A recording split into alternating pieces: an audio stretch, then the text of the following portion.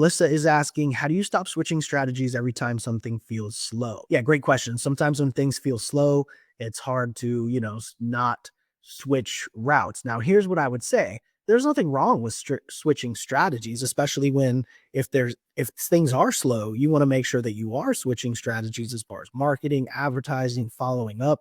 You got to start shaking things a little bit and jiggle some money loose when things are slow and kind of find new routes to sell things. I'll tell you, in some of my companies, that is when some of the breakthroughs have happened when things are slow. So we have to find a way other than dumping more ad money in or other than, doing things the typical ways we would increase sales, finding alternative ways to do that. So new avenues of sales and customers, but also finding ways to do that without ad money, or putting money into and resources into staff because again, things are slow. So typically you don't have money at that time or resources to put behind it.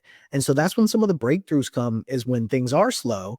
Let's go with a new thing because things are slow. But that is when you want to start innovating new ways to make sales on that same existing product and idea before you scrap it and go to something else.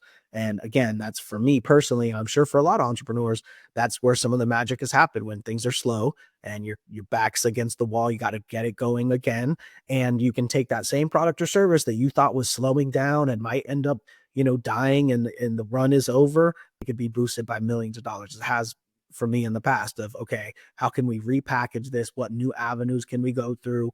And that has made a huge difference. And really, that work was done simply because it had to be done because things were slow and we had to figure out new ways to make sales.